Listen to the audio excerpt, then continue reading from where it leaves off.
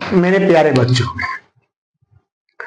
इससे पहले की वीडियो में हम लोगों ने हिंद चीन में राष्ट्रवाद और किस तरह से फ्रांसीसी आधिपत्य स्थापित हुआ यह और उसके अलावा और भी कई चीजों का अध्ययन हमने किया था। किस तरह से फ्रांसीसियों ने वहां आधिपत्य किया और फिर किस तरह से वहां वियतनामी स्वतंत्रता, हिंद चीन में स्वतंत्रता के लिए संघर्ष हुआ, इसमें हो ची मिन है कौन थे और इनकी क्या भूमिका, ये सारी चीज हम पढ़ चुके हैं। इससे आगे अब हम लोगों को पढ़ना है कि हिंद चीन में जो राष्ट्रीयता का विकास हुआ था, इसमें द्वितीय विश्व युद्ध की भूमिका क्या रही थी। तो द्वितीय विश्व युद्ध और वियतनामी स्वतंत्रता का अध्ययन आज हम करेंगे। जैसा कि टॉपिक आप देख रहे हैं, द्वितीय विश्व युद्ध और वियतनामी स्वतंत्रता। देखिए, सबसे पहली बात क्या होता है कि द्वितीय विश्व युद्ध की जो परिस्थितियां थी, यह वियतनाम में एक निर्णायक रास्ता प्रदान किया। द्वितीय विश्व युद्ध वियतनाम में एक निर्णायक रास्ता प्रदान किया। हुआ क्या कि जून 1940 ईस्वी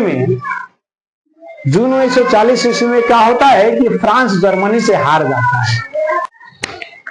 कक्षा 9 में जब हम लोग विश्व युद्ध का अध्ययन किए होंगे तो हम लोग देखे होंगे कि जब प्रथम विश्व युद्ध शुरू होता है तो जर्मनी जो है ना,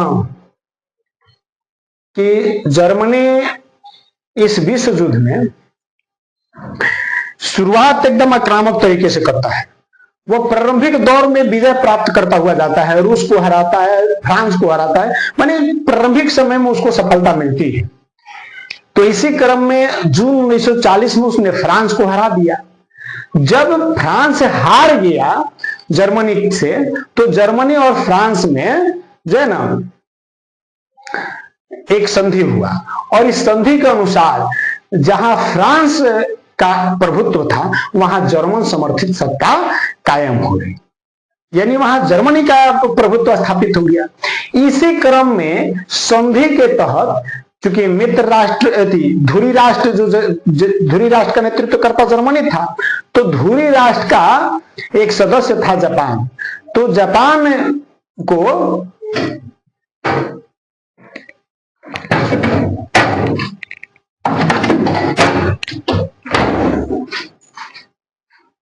जापान को हिंद चीन में सेना भेजने का अधिकार मिल गया, मौका मिल गया। इस संधि में यही निर्णय लिया गया कि जिन क्षेत्रों पर हिंद चीन में फ्रांस का आधिपत्य था, अब फ्रांस के जगह हिंद चीन में जर्मनी का आधिपत्य हो गया और उस संधि के अनुसार उसने अपने मित्र जापान को वहां अपनी सेना स्थापित करने का मौका दे दिया। तो जून 1940 ईस्वी में संधि के तहत जापान को अपनी सेना भेजने का मौका मिल गया। इस स्थिति का फायदा उठाते हुए जापान ने क्या किया कि पहले तुंगकिन, फिर अन्नाम और फिर पूरे हिंद चीन पर अपना राजनीतिक प्रभुत्व कायम कर लिया। उसने अपना आधिपत्य जमा लिया। अब अगर हिंद चीन की बात करें तो हिंद चीन में एक तरह से द्वैध शासन स्थापित हो गया। द्वैध शासन कैसे स्थापित हो गया?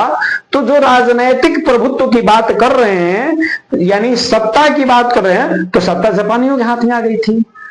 लेकिन अभी भी राजनैतिक मुखौटा जो था वो तो फ्रांस का था। यानी बात तो यही थी कि फ्रांस का गुलाम है हिंद चीन, लेकिन संधि के अनुसार जापान ने यहां अपना प्रभुत्व कायम कर लिया, तो दो सरकारें होंगी। इस तरह से यहां द्वैध शासन, डायआर्की लागू हो गया। अब इस स्थिति का फायदा, इस परिस्थितियों का जो है ना फायदा वियतनामियों ने उठाया। वियतनामियों को अवसर मिल गया कि वे जापान और फ्रांस के बीच जो है ना मनमुटाव उत्पन्न करवा के आपस में लड़वाते, और इस प्रकार उन्होंने जापानियों और फ्रांसीसियों दोनों के विरुद्ध कार्रवाई करना शुरू कर दी। अब वे जानते थे कि हम जापानियों और फ्रांसीसियों में तनाव उत्पन्न करेंगे, ये आपस में टकरा जाएंगे और इसका फायदा हम लोग उठा लेंगे, और इस पर उन लोगों ने काम करना शुरू कर दिया और दोनों के विरुद्ध कार्रवाई करना शुरू कर दिया। तो क्या हुआ, जून 1940 में, जून 1940 में फ्रांस जर्मनी से हार गया। फलस्वरूप जब फ्रांस जो है कि जर्मनी से हार गया, तो फ्रांस में, फलस्वरूप फ्रांस में जर्मन समर्थित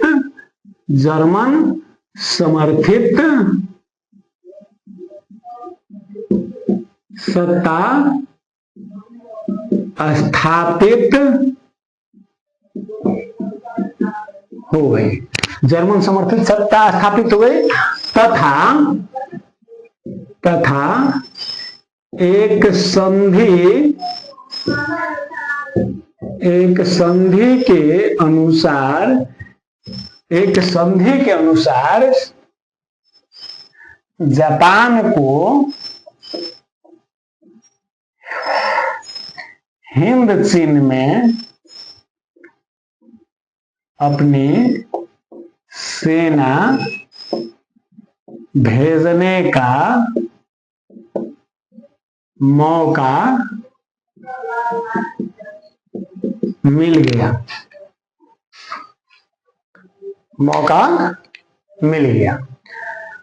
अब इस तरह से जो है ना, तो उन लोगों ने अपनी सेना वहां पहुंचा दिया और दोनों के खिलाफ जो युद्ध होने लगा, फ्रांसीसियों के द्वारा, क्योंकि हम लोग पहले ही पढ़ चुके हैं कि फ्रांसीसियों ने जो साम्यवादी दल था, तो साम्यवादी दल का पूरी क्रूरता के साथ दमन करने का प्रयास किया था, लेकिन मैंने, याद होगा आप लोगों को बताया था कि यह आंदोलन दब सा गया, लेकिन दब सा गया इसका मतलब साम्यवाद का यहां से सफाया नहीं हुआ, बल्कि यह एक सुलगते हुए ज्वालामुखी के समान था। तो अभी साम्यवादी दल, इस दमन के बावजूद भी साम्यवादी दल वहां बचा हुआ था, और ऐसे परिस्थिति में स्वाभाविक रूप से जो किसान थे या अन्य लोग थे, पूरी आम जनता का झुकाव साम्यवादियों की ओर बढ़ने लगा। लोगों को सहानुभूति साम्यवाद के प्रति उत्पन्न हुई और लोगों का झुकाव साम्यवाद की तरफ बढ़ने लगा। हो ची मिन्ह ने इसका फायदा उठाया और हो ची मिन्ह के नेतृत्व में पूरे देश भर में कार्यकर्ताओं ने वियत मिन्ह की स्थापना किया। वियत मिन्ह का मतलब होता है वियतनामी स्वतंत्रता लीग। तो अब क्या किया गया, हो ची मिन्ह के नेतृत्व में, हो ची मिन्ह के नेतृत्व में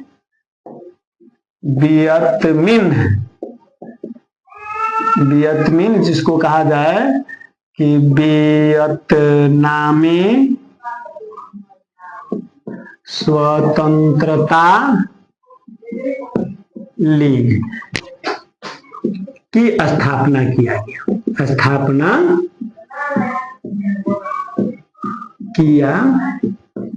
गया। ठीक ना, तो ये तो हो गया। और इस जो है, इस वियतनामी स्वतंत्रता लीग में किसानों ने भाग लेना शुरू कर दिया। जितने भी आतंकित व्यापारी थे, डरे हुए व्यापारी थे, उन लोगों ने इसमें भाग लेना शुरू कर दिया। बुद्धिजीवियों ने भाग लेना शुरू कर दिया और इस प्रकार धीरे धीरे वियतनामी स्वतंत्रता लीग पूरे देश भर में लोकप्रिय हो गया और सभी लोग, जितने भी पीड़ित लोग थे, सब इसमें शामिल हो गए। और शामिल होकर के इन लोगों ने छापामार युद्ध की शुरुआत कर दिया।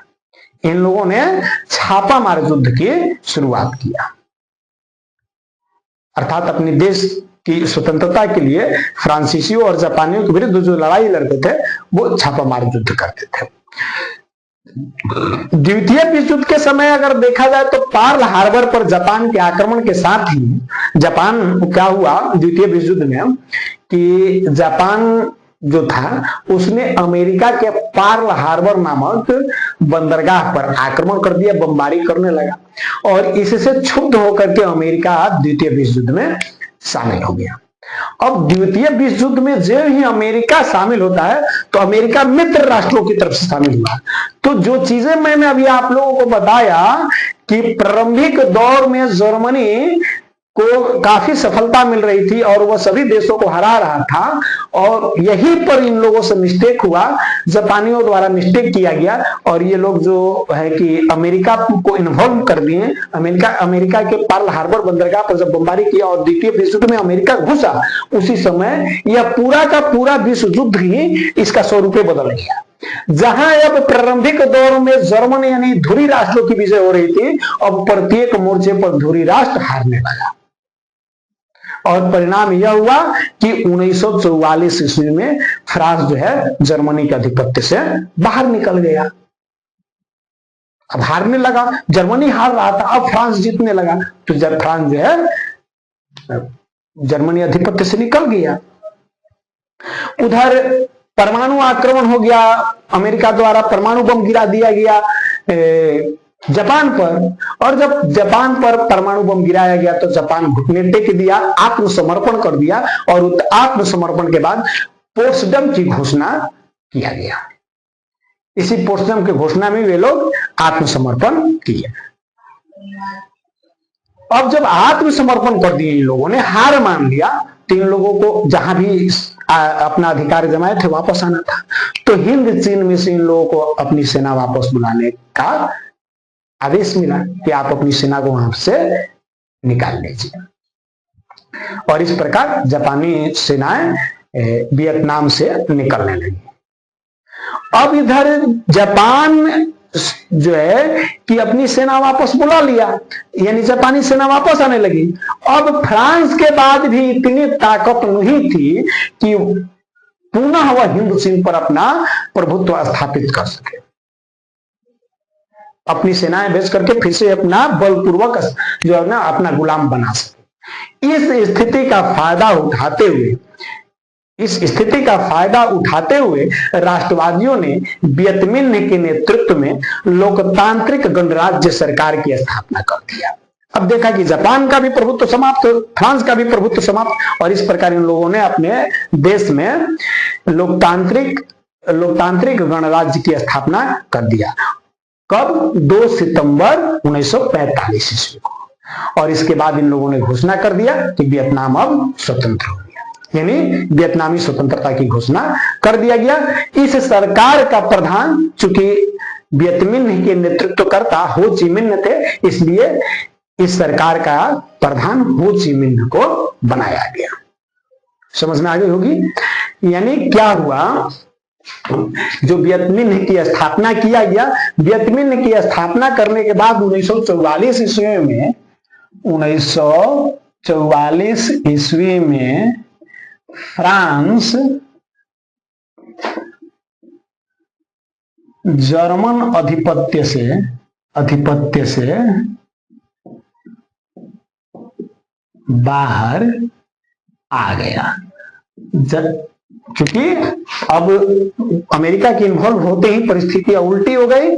अब जहां पर धुरी राष्ट्र जीत रहा था, वहां मित्र राष्ट्रों की विजय होने लगी, और इस क्रम में जो है ना सबसे पहली सफलता यही मिली कि फ्रांस अपने आप को जर्मन आधिपत्य से बाहर निकाल लिया। अब इसके साथ जापान पर परमाणु आक्रमण किया गया।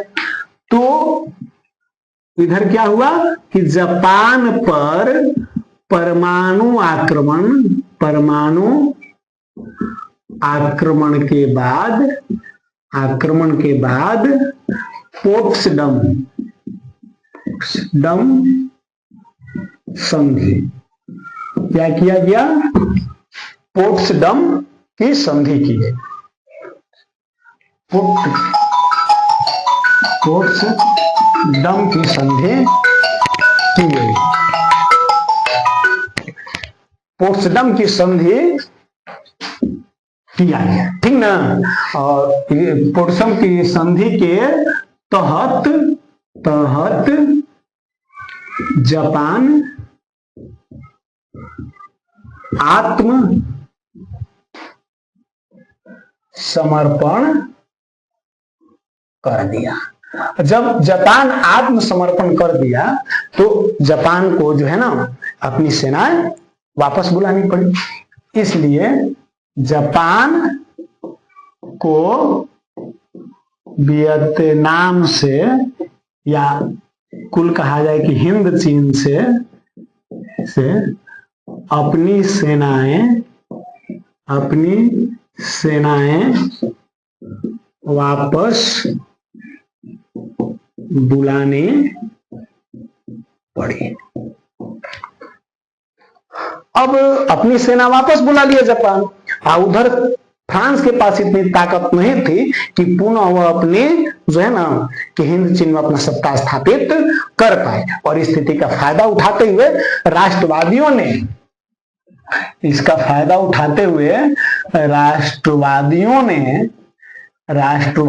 ने वियत मिन्ह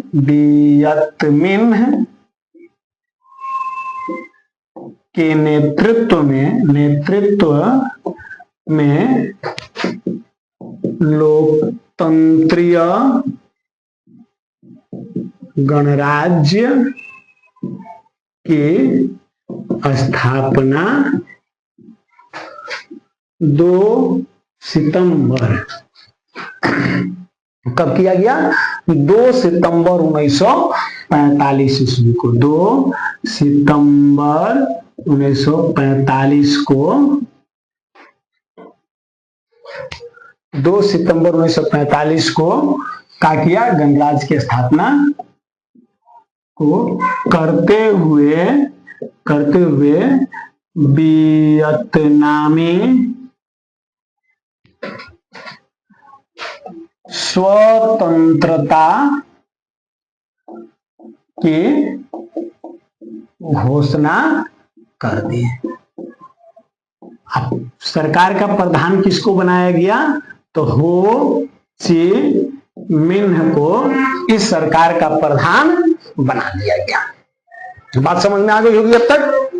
तो इस तरह से वियतनाम अपनी स्वतंत्रता की बिगुल फूंक दिया। चूंकि हिंद चीन जो है अनेक राज्यों में विभक्त था। हम लोग देखें हिंद चीन में तो लाओस, कंबोडिया, वियतनाम, तोंगकिन, अन्नाम, कोचिन चीन कई राज्यों में विभक्त था।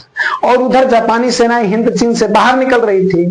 तो कंबोडिया, लाओस, अन्नाम, इन सब में फिर से पुराने राजवंशों ने ही अपने साम्राज्य स्थापित किए, यानी पुराने राजवंशों को ही अपनी प्रतिष्ठा प्राप्त हो गई। उन सभी क्षेत्रों में जो पहले से राजवंश थे, फ्रांसीसी गुलाम होने से पहले जो राजवंश थे, वो पुनः अपना साम्राज्य स्थापित कर दिए। इसी क्रम में अन्नाम का शासक बाओदाई बना। अन्नाम का शासक कब बना? बाओदाई बन गया। ठीक। परंतु इन शासकों का साम्यवादी राष्ट्रवादियों के समक्ष टिकना बहुत कठिन था, क्योंकि अब साम्यवाद आ चुका था हिंद चीन में, और साम्यवाद आ जाने के कारण अब वह राजतंत्र को स्थापित होने नहीं दिया। और चूंकि पूरे देश में साम्यवाद लोकप्रिय हो चुका था, इसीलिए ये शासक साम्यवादियों के सामने टिक नहीं पाए। यही कारण है कि बाओदाई ने भी 25 अगस्त 1945 को अपना पद छोड़ दिया, और इस प्रकार वियतनाम एक गणराज्य बन गया। समझ में आ गई? क्या हुआ कि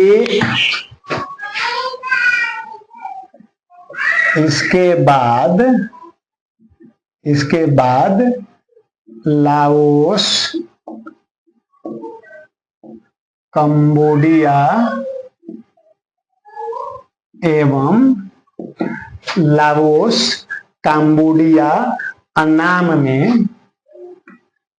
अन्नाम में पुराने राजवंशों को प्रतिष्ठा मिली।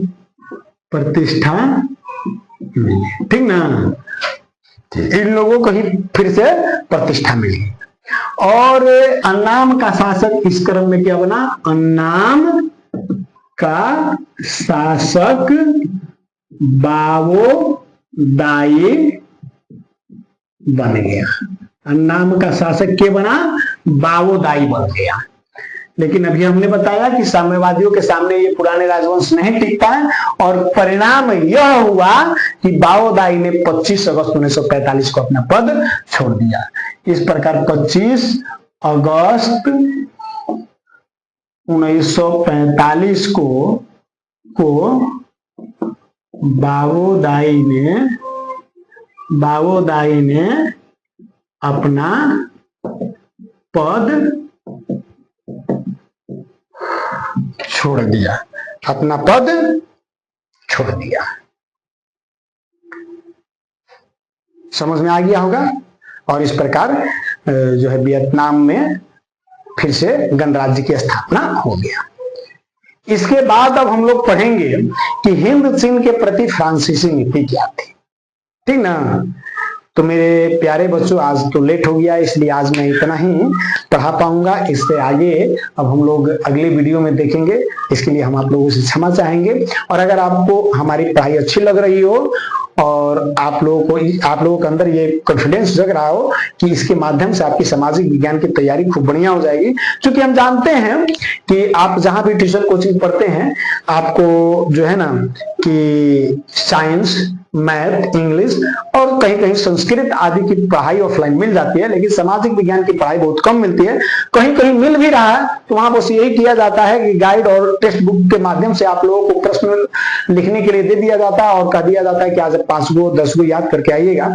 इस तैयारी से आपका काम चलेगा नहीं। इसलिए मैं आप लोगों से यही अनुरोध करूंगा कि आप सोशल साइंस की अच्छी तरीके से तैयारी करने के लिए आप हमारे चैनल को सब्सक्राइब कर लें और अधिक से अधिक लोगों तक इसे पहुंचाने का प्रयास करें, अधिक से अधिक लोगों तक शेयर करें। और अगर किसी प्रकार की कोई समस्या हो तो कमेंट करें। इतना ही कहने के साथ मैं आज विदा लेना चाहूंगा। जय हिंद।